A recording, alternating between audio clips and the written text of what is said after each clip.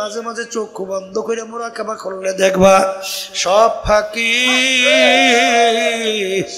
দুনিয়া কিন্তু আরামের জায়গা না, শান্তির জায়গা না। কেউ কোনোদিন পায় নাই, কেউ কোনোদিন পাবে না। বাজার, আমার মালিক বড় দয়ার, বড় মায়ার। যদি আমার মালিকের কাছে দিলটাকে ভাইগা দুই চোখের পানি চাইরা যদি মাপ চাওয়ার মতো চাইতে পারো, আমার মালিক শুধু মাফ করবেন তাই না, আমার মালিক তোমাকে আমাকে তার কুদরতি কোলের ভিতরে টাইনা জাগা না দিয়া পারবে না। আমার মালিক যখন এখানে নিয়ে আসছে, মালিকের কাছে হাত তোলো, দুই চোখের পানি পালাইয়া কান্দ আর মাপ চাও। আর মালিককে বলো, মালিক যখন আপনি আমাকে ডাক দিবেন, ওয়ালাকাদ কাররামনা বানি আদম, আশরাফুল মাখলুক মানুষ হিসাবে ডাক দিয়েন। আল্লাহ রাসূল সাল্লাল্লাহু আলাইহি ওয়াসাল্লাম একদিন মসজিদের ভিতরে বসা, সাহাবায়ে কেরামরাও বসা। এক সাহাবী মসজিদের ভিতরে ঢুকছে। আল্লাহ রাসূল সাল্লাল্লাহু আলাইহি ওয়াসাল্লাম তাকে ইঙ্গিত করে বলছিলেন, তোমরা যদি বেহেশতে লোক দেখতে চাও, তাকে ইঙ্গিত করে বলছিলেন দেখে নাও।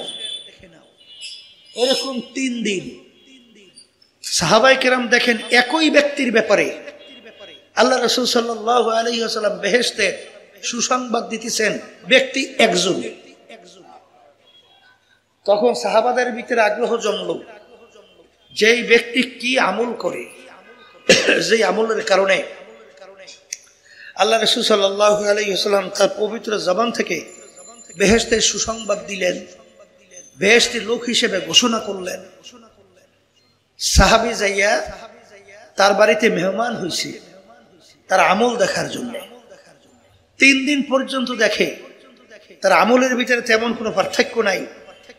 এশার নামাজ পড়ার পরই, খাওয়া দাওয়ার পরে আল্লাহুম্মা বিইসমিকা আমুতু ওয়া আহইয়া বইলে ঘুমাইয়ে যায়। আবার যখন সুবহ সাদেক হয়, আলহামদুলিল্লাহিল্লাযী আহইয়ানা বা'দা মা আমাতানা ওয়া ইলাইহিন নুশুর, এই যে বললে উঠে যায়। ব্যতিক্রম তেমন কোনো আমল নাই। সাহাবী 3 দিন পর্যন্ত থাকার পরে চিন্তা করলেন যে তেমন ব্যতিক্রম আমল তো তেমন কিছু দেখলাম না। তার ব্যাপারে আল্লাহ রাসূল সাল্লাল্লাহু আলাইহি ওয়াসাল্লাম 3 দিন পর্যন্ত বলতেছেন বেহেশতের লোক দেখতেছে, দেখো। তখন সে জিজ্ঞাসা করে, ভাই আপনার যে আমল আমি দেখলাম, এর বাহিরে কোনো আমল আছে? সাহাবী বলতেছেন, না, এর বাহিরে আমার তেমন কোনো আমল নাই। তখন তিনি আরো পেরেশান হয়ে গেলেন। এক পর্যায়ে সাহাবী যখন রওনা করলেন, তখন এই আল্লাহর বান্দা ডাক দিয়ে বলতেছেন, ভাই আমার আরেকটা আমল আছে। সেই আমলটা হলো আমার কলবটা একেবারে ঝকঝকে পরিষ্কার। আমার কলবের ভিতরে কোনো হিংসা নাই, আমার কলবের ভিতরে কোনো তাকাব্বুরি নাই, আমার কলবের ভিতরে কোনো রিয়া নাই, আমার কলবের ভিতরে কোনো হুব্বে মাল নাই, আমার কলবের ভিতরে কোনো অজব নাই, আমার কলবের ভিতরে কোনো রাগ নাই, হারাম খাওয়ার কোনো লোভ নাই। এক কথায় কলবটা একেবারে স্বচ্ছ ঝকঝকে পরিষ্কার। তখন সাহাবী বলতেছিলেন, আসলে এই কারণেই আল্লাহ রাসূল সাল্লাল্লাহু আলাইহি ওয়াসাল্লাম তাকে বেহেশতের সুসংবাদ 3 দিন পর্যন্ত আল্লাহর হাবিব বলতেছিলেন। তাহলে আমার ভাইদেরকে বলবো, শোনেন, কলব যদি পরিষ্কার না হয়, ওই মানুষটার কাছে তার ঘরও নিরাপদ না, ওই লোকটার কাছে তার সমাজও নিরাপদ না, ওই লোকটার কাছে কোনো দেশও নিরাপদ না। কথা ঠিক কিনা? কারণ তখন সে ওই আয়াতের স্মরণ করে। আল্লাহ রাব্বুল আলামিন কোরআনুল কারীমের ভিতরে বলছেন, ওয়ায়ুসিরুনা আলা আনফুসিহিম ওয়ালাউ কানা বিহিম খাসাসা। আল্লাহ রাসূল সাল্লাল্লাহু আলাইহি ওয়াসাল্লাম বলেন, আল্লাহ রাব্বুল আলামিন বলেন যে মুসলমানদের চরিত্র কেমন হবে, নিজের স্বার্থের চেয়ে তার ভাইয়ের স্বার্থের অগ্রাধিকার দিবে। যখন কেউ এইটা শিখবে যে আমার চেয়ে আমার ভাইয়ের স্বার্থের অগ্রাধিকার, সেই মানুষটা যদি একটা সমাজের পরিচালক হয়, তখন তার মাধ্যমে মানুষ আরাম পাবে না কষ্ট পাবে? তার মাধ্যমে সমাজ সুন্দর হবে না অসুন্দর হবে? হ্যাঁ, আজকে বাংলাদেশের ভিতরে আফসোস, 2024-এ এত মায়ের কোল খালি হলো, হাজার হাজার, একজন দুইজন, তাম দুনিয়ার ইতিহাসে অভ্যুত্থানের জন্য এত মানুষ জীবন দিয়েছে, দুনিয়ার ইতিহাসে বিরল। এই যে নেপালে দেখছেন, যে প্রধানমন্ত্রী হেলিকপ্টারে আবার ফালাইছে, আমাদের দেশে প্রধানমন্ত্রী গর্ব করে বলছিল না, হাসিনা ফালায় না, মনে আছে? বলছিল না? কিন্তু আল্লাহর মায়ের আলমের বাহির, আল্লাহ তাকাব্বুরি অহংকারী আল্লাহ ভালোবাসেন না। যখন বলছে পালায় না, কিন্তু ভাত পাক কইরাও খাইয়া যাইতে পারে না, পালাইতে হয়েছে। এইভাবে এই নেপালে যে অভ্যুত্থান হলো, কয়জন মানুষ মারা গেল? অল্প কয়েকজন, ওই 16 জন বা এই কয়েকজন। আর আমাদের দেশে অভ্যুত্থানে প্রায় হাজার হাজার মায়ের কোল খালি হলো, হাজার হাজার পঙ্গু হলো, প্রায় 500-র কাছাকাছি। আর কোনদিন তারা আলো দেখবে না, অন্ধ হয়ে গেছে। কথা ঠিক না? এরপরেও এই দেশটা সুন্দরের ব্যাপারে আমরা যারা এই 24 জুলাই গণ অভ্যুত্থানে রাজপথে ছিলাম, আমাদের একটা আশা ছিল না যে 53 বছর আমাদের দেশটা ছিল গোলামের জিনজিরে আবদ্ধ। কথা ঠিক কিনা? আমরা ইচ্ছা করলেই দেশ নিয়ে সুন্দর ভাবার চিন্তা করা যেত, অন্য জায়গায় প্রিসক্রিপশন আমাদের দেশে বাস্তবায়ন। আস্তে কথা বলে, এদেশের মানুষের জানের কোনো নিরাপদ ছিল? রাস্তায় নামলে গুম হতো, ঘরে থাকলে খুন হতো, আয়না ঘর, পিলখানা, এই যে শাপলা চত্বর, কত আশরাফুল মাখলুকাত মানুষকে এইভাবে নির্মমভাবে হত্যা করা। এর কারণ কি? আসলে বাস্তবতা হলো কলবটা খারাপ। কলব কি খারাপ? কথা ঠিক না? এই জন্য আমার বাজানদেরকে বলবো, পর্দা আলে মা বোনদেরকে বলবো, শোনেন, আমি আপনাদের সামনে যে আয়াত শরীফ প্রথম তেলাওয়াত করছিলাম, আয়াতের ভিতরে আল্লাহ বলছেন, যত মাখলুকাত আমি সৃষ্টি করেছি, এর ভিতরে সর্বশ্রেষ্ঠ সম্মানিত করে মানুষকে সৃষ্টি করছি। কথা ঠিক কিনা? আবার আল্লাহ রাব্বুল আলামিন ওই কোরআনুল কারীমের ভিতরে বলছেন, এক শ্রেণীর মানুষ সমস্ত মাখলুকাতের ভিতরে নিকৃষ্ট। কথা ঠিক না? এখন মানুষ উৎকৃষ্ট এবং নিকৃষ্ট, এইটা কিন্তু বলছিলাম কলবের উপরে ভিত্তি কইরা মানুষ কি হয়? সম্মানিত হয়। আবার কলবের উপরে ভিত্তি করে মানুষ কি হয়? নিকৃষ্ট হয়। এই জন্য ইমাম গাজ্জালী রহমাতুল্লাহি আলাইহি লেখছেন, কিয়ামতের ময়দানে আল্লাহ রাব্বুল আলামিন মানুষগুলোকে 10টা সূরাতে উঠাবে। কয় রকমের সূরা? 10 রকমের সূরা। কলে তা কেমন? আল্লাহ রাব্বুল আলামিন তাদের নিজের কুদরতি হাতে আল্লাহ নিজে কয়েকটা জিনিস তৈরি করছেন। এর ভিতরে একটা হলো মানুষের চেহারা মোবারক। এটা আল্লাহ নিজের হাতে বানাইছে। আল্লাহ রাব্বুল আলামিন তার কুদরতি হাতে যেই চেহারা তৈরি করছেন, এই চেহারার মানুষগুলো আল্লাহ রাব্বুল আলামিন জাহান্নামে কিভাবে ফালাইবেন, এই জন্য চেহারা বিকৃতি ঘটাইয়া যার ভিতরে হিংস্র জানোয়ারের খাসলত থাকবে, সে কিয়ামতের ময়দানে হিংস্র জানোয়ারের সুরাত নিয়ে উঠবে। যার ভিতরে বান্দরামি থাকবে, কিয়ামতের ময়দানে সে বানরের সুরাতে উঠবে। যার ভিতরে কুকুরের খাসলত থাকবে, কিয়ামতের ময়দানে সে কুকুরের সুরাত নিয়ে উঠবে। কথা ঠিক কিনা? কারণ আল্লাহ রাব্বুল আলামিন এই আশরাফুল মাখলুকাত মানুষ তার হাতে তৈরি করছেন চেহারা মুবারক।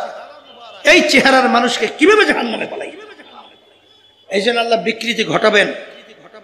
এই জন্য আমার ভাইদেরকে বলবো, পর্দা আলে মা বোনরা যারা শুনতেছেন, মানুষ যদি সমাজের ভিতরে না থাকে তাহলে ওই সমাজটা কিন্তু মানুষ সমাজ থাকে না, মানুষের সমাজ থাকে না, ওই মানুষটা হয়ে যায় একটা হিংস্র জানোয়ারের সমাজ।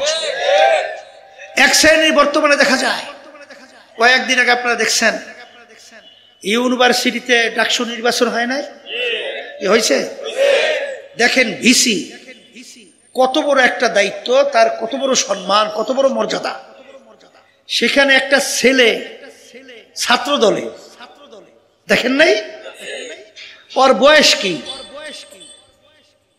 আর বাংলাদেশের ভিতরে উল্লেখযোগ্য শিক্ষাপীঠ ঢাকা ভার্সিটি, সেখানের ভিসি পরিচালক, তার সামনে কিভাবে কথা বলতে হবে এইটা পর্যন্ত শেখে নাই।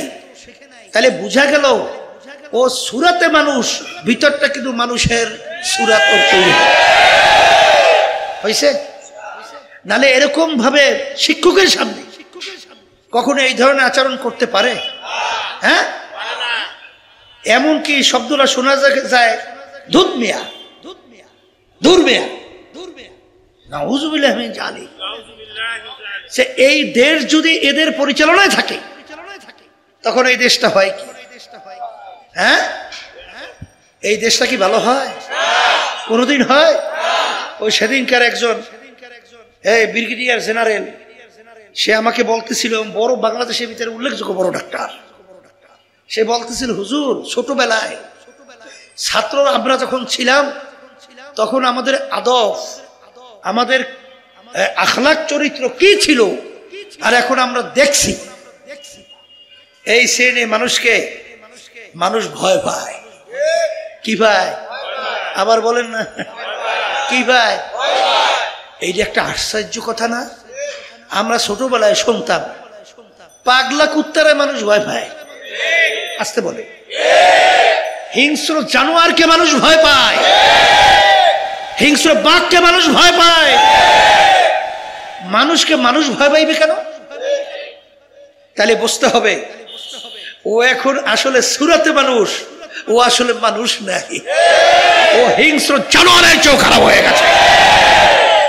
শোনেন, ওমর ফারুক রাদিয়াল্লাহু তাআলা আনহু অর্ধেক দুনিয়ার মতো দেশ রাজত্ব করছিলেন। বাংলাদেশের মতো প্রায় 200 মতো দেশ, এই বাংলাদেশ 200টা বাংলাদেশ একত্রিত করলে যেই পরিমাণ হয়, ওমর ফারুক রাদিয়াল্লাহু তাআলা আনহু এত বড় দেশের রাজত্ব করছিলেন। দেখেন, তিনি খুতবা দিতেছিলেন মসজিদের মধ্যে, এক সাধারণ মুরব্বী সে দাঁড় হয়ে বলতেছেন, আমির আপনার খুতবা আমরা শুনবো না এই প্রশ্নের উত্তর না দেওয়া পর্যন্ত। চিন্তা করে দেখছেন, অর্ধেক দুনিয়ার রাজত্ব যে চালায় তার খুতবা বন্ধ করে দেয়, প্রশ্নের উত্তর চাই। কি প্রশ্ন? আমির বললেন, কি প্রশ্ন? বলে, আমির আপনার গায়ে যে আমি জামা দেখছি, এই জামা তো রিলিফের কাপড়ের জামা, রিলিফের কাপড় আমিও পাইছি, আপনিও পাইছেন, আমার কাপড় দিয়ে তো আমার পুরো জামা হয় নাই, কিন্তু আপনার কাপড় দিয়ে পুরো জামা হইল কিভাবে? অর্থাৎ বুঝাইতে চায় যে আপনি ক্ষমতায় ছিলেন, কাপড় বেশি নিয়েছেন। কথা বুঝে? এই আল্লাহর বান্দারা, আমি খুতবা বন্ধ করে বসে বসছি। তিনি বলতেছেন এই প্রশ্নের উত্তর দিবে আমার ছেলে আব্দুল্লাহ। আব্দুল্লাহ দাঁড় হয়ে গেছে, দাঁড় হয়ে বলতেছেন যে রিলিফের কাপড় আমিও পাইছি, আমার আব্বাও পাইছি, আমি দেখি আমার কাপড় দিয়ে আমার পুরো জামা হয় না, আব্বার কাপড় দিয়ে আব্বার পুরো জামা হয় না, তাই আমার কাপড়টাকে আমি আব্বাকে দান করছি। এখন এই দুইটা কাপড় মিলিয়া আমার আব্বার সুন্দর একটা জামা হয়েছে। এর নাম হইল মানুষ। আর বর্তমানে ঠিক মতো চাঁদা না দিলে পাথর মাইরে মারে। এই অফিসের টাকা যদি ভাড়া আনতে যায় মালিক, নির্মম ভাবে তাকে এইভাবে পিটাই হত্যা করে। সাংবাদিকরা যখন সত্য সংবাদ প্রকাশ করে তখন তাদেরকে মাইরে ফেলায়। তা এরা যদি ক্ষমতায় থাকে দেশ তো সুন্দরই চলে, হয় একেবারে সোনায় সোহাগা। হ্যাঁ, এই সদ্য যে আওয়ামী লীগ যে ফালাইল, সদ্য ভূমিমন্ত্রী, শোনেন নাই? পত্রিকায় আসছে, বিভিন্ন মিডিয়ায় দেখেন নাই? প্রথম আলো পত্রিকার রিপোর্ট আসছে কি, একার বাড়ির সন্ধান পাওয়া গেছে 3টা দেশের মধ্যে, 620টার মতো বাড়ি। কয়টা বাড়ি আর কয়টা দরকার আল্লাহই জানে। 620টাই ওগুলো হয় নাই, এখন কত বাড়ি দরকার কে জানে। এইটা পাওয়া গেছে বিদেশের 3 দেশে, দাম প্রায় 5,700 এত কোটি টাকা। এ টাকা তো সব তার আব্বাই রেখে গেছে, তার দাদা রেখে গেছে না, তার বাপ দাদা রেখে গেছে, ওয়ারিশ সূত্রে পাইছে মিরাজ। হ্যাঁ, ওই টাকাই তো বিদেশে বাড়ি করছে 620। এরা ক্ষমতার মসনদে চেয়ারে বসে আপনার আমার কষ্ট অর্জিত সম্পদ ওই ক্ষমতার চেয়ারে বৈশা এই টাকা পাচার কইরা ইটালি সহ বিভিন্ন জায়গায়, ওই যে কানাডায় বেগম পাড়া তৈরি করে। 5 বারেরা তামাম দুনিয়ার ভিতরে বিশ্বে চ্যাম্পিয়ন বানায়। এই জন্য তো আল্লাহ বলেন, যে জাতি নিজেদের ভাগ্যের পরিবর্তন জাতি না ঘটায়, ওই জাতির ভাগ্যের পরিবর্তন আমি রব্বুল আলামিন ঘটাই না, করি না। এই জন্য আমি আমার বাজানদেরকে বলবো, আমার ভাই কেউ রাগ করবেন না, কথা বলেই যেতে হবে। কে শুনবেন তা জানি না। আল্লাহ রাসূল সাল্লাল্লাহু আলাইহি ওয়াসাল্লাম যখন এই কাফেরদের অন্যায়ের প্রতিবাদে, ওদের মূর্তি পূজার বিরুদ্ধে, ওদের হত্যার বিরুদ্ধে, ওদের মিথ্যার বিরুদ্ধে, জুলুমের বিরুদ্ধে যখন আল্লাহর হাবিব বলতেছিলেন, তখন এক পর্যায়ে ওরা আল্লাহর হাবিবের কাছে প্রস্তাব নিয়ে গেছিল, তোমাকে আরবের ধনী বানায়া দেব, তোমাকে আরবের নেতা বানায়া দেব, তোমাকে আরবের সবচেয়ে সুন্দরী মেয়েটা বিবাহের ব্যবস্থা করব, তারপরে তুমি আমাদের বাপদাদার ধর্মের বিরুদ্ধে কিছু বইল না। আল্লাহ রাসূল সাল্লাল্লাহু আলাইহি ওয়াসাল্লাম বলছিলেন, যদি এক হাতে আমার সূর্য আর এক হাতে চন্দ্রও দেওয়া হয়, তারপরে আমি এক আল্লাহর উপরে ঈমান আনার দাওয়াত এবং তোদের অন্যায়ের বিরুদ্ধে বলতেই থাকবো। আজকে যদি আমরা না বলি তাহলে বলবে কারা? এই যে ফ্যাসিস্ট আওয়ামী লীগ সরকার 2024-এ নির্বাচন করলো না, আমাদেরকে নির্বাচনে নেওয়ার জন্য ও চেষ্টার কোনো শেষ নাই। কথা বলছে, এখন আমাদেরকে এমনকি বিরোধী দল বানাবার চিন্তাও করছিল। আমার সঙ্গে দেখা করবে প্রধানমন্ত্রীর পক্ষ থেকে। আমি বলছিলাম, আপনারা যেখানে বলেন ওখানে আমি যাব না, আমি যেখানে বলবো সেখানে আসতে হবে। আসছিল, আসার পরে প্রস্তাব নেছে এতগুলো সিট, এতগুলো এমপি আমাদেরকে দেবে এবং বানাইয়ে নেওয়ার দায়িত্বও নেবে। আমার কষ্ট লাগবে না, এমনি বলে পকেটের ভিতরে এমপি। কথা বুঝছে? শোনার পরে আমি তার দিকে তাকাইয়ে দেখলাম প্রধানমন্ত্রীর পক্ষ থেকে আসছে, কে কপালে নামাজের দাগ দেখা যায়। আমি বললাম যে আপনার কপালে তো নামাজের দাগ দেখা যায়, তাহলে তো মনে হয় আপনি নামাজ পড়েন। একটা হাস দিয়ে বলে, হুজুর আমি তো নামাজ পড়ি 7 বছর বয়স থেকে। তখন বলতেছে, হুজুর আমি যদি নামাজ না পড়তাম আমার মা আমার জন্য ঘরে খানা ইফাক করতো না, ওই থেকে নামাজের অভ্যাস। আমি কইলে তাইলে তো আপনার সঙ্গে কথা বলতে সাহস হয়। তখন আমি বিভিন্ন কথার পরে বললাম যে এখন বলেন, আপনারা যদি আমাদেরকে সরকারি ওই পাতানো ফাঁদ ওর ভিতরে ঢুকাইয়া তারপরে যদি আপনার স্বার্থ উদ্ধার করতে চান, তাইলে বলেন তো দেশের পক্ষে, মানবতার কল্যাণের পক্ষে, ইসলামের পক্ষে কথা বলবে কারা? হক একটা আওয়াজ, সত্য পক্ষের একটা আওয়াজ, জুলুমের প্রতিবাদ একটা আওয়াজ থাকা দরকার আছে না নাই? তখন বলতে হুজুর থাকা তো দরকার আছে, কারণ যদি থাকা দরকার হয় তা আমাদেরকেও আপনারা আটকাইবেন, তা কথা বলবে কারা?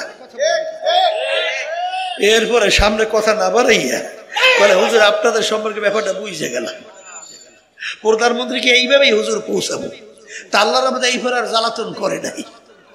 তাই যেই কথা বলতে চাইছিলাম, এই আল্লাহ রাসূল সাল্লাল্লাহু আলাইহি ওয়াসাল্লাম বলেন, এক হাতে যদি আমাকে সূর্য দাও আর এক হাতে যদি চন্দ্রও দাও, কিন্তু আমি এক আল্লাহর উপরে ঈমান আনার দাওয়াত এবং তোদের অন্যায়ের প্রতিবাদ আমি বলতেই থাকবো, করতেই থাকবো।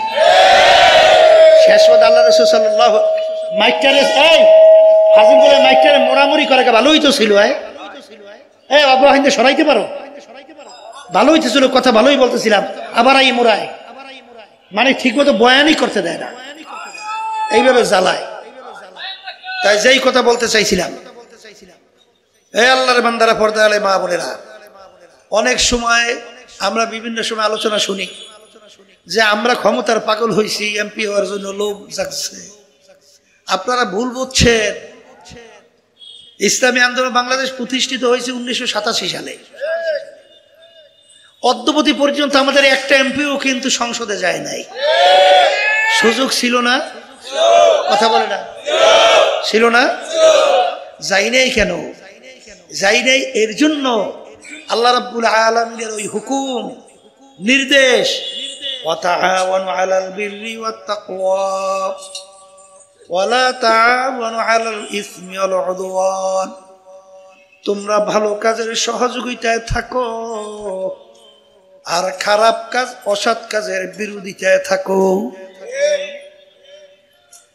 এই 53 বছর যারা দেশ পরিচালনা করলো, এদের ইতিহাস যখন আমরা পড়ি, দেখি, শুনি, এদের মাধ্যমে দেশটা একবার দুইবার নয় 5 বার তাম দুনিয়ার মধ্যে চোরের দিক থেকে ফাঁস বানাইছে। এদের আলোচনা করলে দেখি হাজার হাজার মায়ের কোল খালি করছে। এদের ইতিহাস যখন আমরা দেখি, হাজার হাজার লক্ষ লক্ষ মানুষকে মিথ্যা কেস দেওয়ার মাধ্যমে ফ্যামিলি ধ্বংস করছে। কথা বলে না? এদের আলোচনা করলে আমরা দেখি যে আশরাফুল মাখলুকাত মানুষকে অনেক সময় অন্যায়ভাবে কষ্ট দেওয়ার জন্য আয়না ঘরের মতো আইয়ামে জাহিলিয়াতের সেই বর্বর ইতিহাসকে হার মানাইছে। ইসলামী আন্দোলন বাংলাদেশ কখনোই ওদের ক্ষমতায় যাওয়ার জন্য সিঁড়ি হিসাবে ব্যবহার হয় না। আমাদেরকে ব্যবহার করে আমাদের সহযোগিতায় নিয়ে ওরা ক্ষমতায় যাবে। আর এই সমস্ত এই অন্যায়ের, খুনের, এই মিথ্যার, এই জুলুমের এবং টাকা পাচারের এবং সন্তান মাহারা করা, মা হারা করা সন্তান, এদের সহযোগী হব। আর কিয়ামতের ময়দানে এই খুনিদের কাতারে উঠবো, এটা কখনোই হতে পারে না। এই জন্য কথা ঠিক না বে ঠিক? ও মনে করছেন আমরা বুঝি কিছু বুঝি রে না? সব আপনারা বুঝছি একেবারে শেষ। বুঝছেন তো ভালোই।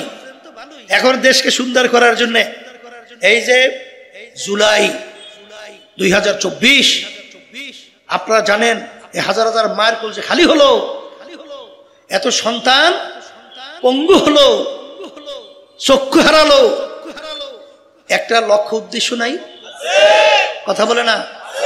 লক্ষ্য উদ্দেশ্যটা কি? বৈষম্য দূর হবে, এই দেশ স্বর্ণের দেশ হবে। এই লক্ষ্য নিয়েই তো মানুষ জীবন দিয়ে রাস্তায় নামছে, ঠিক কিনা? এখন আগের সেই নিয়ম পদ্ধতি অনুযায়ী যদি আবার সেই নির্বাচন হয়, আমরা কি টাকার তোরে ওদের কাছে কাছে ধারে কাছে যাইতে পারি? হ্যাঁ, আরে একদিনে যে সাদা পায় ও আমাকে বয়সেও তো ধারেও হয় নাই। কথা কয় না? কথা ঠিক না? ও সব আমার কিন্তু অনেক জানা আছে, আপনারা না জানো, আমি কিন্তু জানি। সারা দেশে আমি ঘুরি, শূন্য আইছি যশোরে। খালি 5ই আগস্টের পরে ওই বর্মিয়ার বলে ফান্ডে পেরে 1,500 কোটি টাকার মতো খালি চাঁদা জমা হয়েছে। কথা বোঝেন কিছু বাংলা? হ্যাঁ, পানের দোকান থেকে বন্ধু সাদা, এরপরে আর কোন জায়গায় বাদ আছে কিনা আমি জানি না। কথা বোঝেন নাই? আরে গু খালাও সাদা। সেই টাকা জমা করছে বস্তা ভরা, এই নির্বাচনে যখন সারবে তখন গুন্ডার অভাব আছে? আসতে কয় আছে অভাব? তোরা এই গুন্ডারা তখন যেই সেন্টার দখল করবেন না, বুঝলেন কেমন? ও বাংলাদেশ ইতিহাস নাই তো আছে না? এই জন্য আমরা বলছি যে এই দেশকে যদি বাঁচাতে হয়, এই দেশকে যদি সুন্দর করতে হয়, আর প্রতিটা ভোটারের যদি ভোটের মূল্যায়ন প্রয়োজন হয় এবং ফ্যাসিস্ট চরিত্রের সরকার যদি তৈরি না হয়, একমাত্র পদ্ধতি নির্বাচনের পিয়ার। প্রতিটা ভোটারের সেখানে কিন্তু কি হবে? মূল্যায়ন হবে। এককভাবে ক্ষমতায় যাওয়ার আর স্বপ্ন দেখা যাবে না। এককভাবে ক্ষমতায় গেলি তখন ধরাকে সরা জ্ঞান মনে করে না, তখন ওই সংবিধানকে বানাইছে ওটি বই, যা বড় কথা করে, কথা ঠিক কিনা? নিজের স্বার্থে দলের সাথে। এই জন্য আমরা বলছি এই পদ্ধতিতে নির্বাচন হওয়া লাগবে। তখন এক শ্রেণীর বলে না, পিয়ার খায় না মাথায় দেয়। পিয়ার খায় মাথায় দেয়, আরে পিয়ারের মাধ্যমে দেশ সুন্দর হয়। 91 দেশের মধ্যে এই পদ্ধতি আছে, আছে না? খায় না মাথায় দেয়, এইটা বোঝে না। এই জুলাইয়ের চেতনাও এরা বোঝে নাই। এই জুলাইয়ের চেতনা না বোঝার কারণে আজকে যাচ্ছেন ঢাবির মধ্যে নির্বাচনে কিভাবে অপমানজনক কলঙ্ক রচিত হয়েছে। সামনে যদি না বুঝে এই কলঙ্ক আরো বাড়তে থাকবে। কারণ আপনারা যা বোঝেন অত কিন্তু এখন বাংলাদেশের মানুষ বোঝে না। মানুষ বোঝে এতটুকুই, এখন আমাদের দেশ সুন্দর করার জন্য আর সাদাবাজি আর টেন্ডারবাজি, এই ঘাট দখল এবং বিভিন্ন এই মাতুকবাড়ি জরদারি আর ওই গুন্ডামি, এদের কাছে দেশ নিরাপদ না। আমার পক্ষে রাগ করিয়েন না, আমি কিন্তু ব্যবসায়ী লইলে বাগি, কিন্তু কথা কিন্তু বইলে যাব। শোনেন বানা না শোনেন তা জানি না, রাগ করিয়েন না, গায়ে পড়লেও রাগ করিয়েন না। আমাদের কিন্তু আল্লাহর রহমতে, আপনাদের দোয়ায় ওই এমপি টেমপির আল্লাহর রহমতে চিন্তা ও লোভ আল্লাহর রহমতে, আল্লাহর রহমতে নাই। এই দেশে জন্মগ্রহণ করছি, হুব্বুল ওয়াতান মিনাল ঈমান, এই দেশের একটা মহব্বত থাকতেই হবে, ঈমানের অংশ। এই দেশ নিয়ে আমার চিন্তা করা লাগবে না? আপনার করা লাগবে না? নালে দেশ নিয়ে চিন্তা করবে কারা? দেশি চিন্তা করবে বিদেশি এলারা। আমাদের কি করতে হবে? এই জন্য কথাগুলো বলছি, রাগ করলে মাফ চাই। তাই যেই কথা বলতে চাইছিলাম, ওয়ালাকাদ কাররামনা বানি আদম, যখন আপনার কলবটা পরিষ্কার হবে তখন দেখবেন আপনি আপনার নিজের কাছে নিরাপদ, আপনার কাছে আপনার পরিবার নিরাপদ, আপনার কাছে সমাজ নিরাপদ, আপনার কাছে রাষ্ট্র নিরাপদ, আপনার কাছে বিশ্ব আন্তর্জাতিকভাবে সব নিরাপদ। কথা ঠিক না? ঠিক। এই জন্য আমার বাজানদেরকে বলবো, পর্দালে মা বোনরা যারা শুনতেছেন, আমি কথা বেশি লম্বা না বইলা আমি সংক্ষেপে এতটুকুই বলবো যে আল্লাহ রাব্বুল আলামিন আপনাকে আমাকে আশরাফুল মাখলুকাত বানাইছেন, এবং আশরাফুল মাখলুকাত হওয়ার জন্য আল্লাহ রাব্বুল আলামিন আপনাকে আমাকে শক্তি দান করছেন। দুইটা রাস্তা দেখাইয়া, ওয়াহাদাইনাহুম নাজদাইন, দুই রাস্তা আল্লাহ দেখাইছেন, একটা খারাপ একটা ভালো।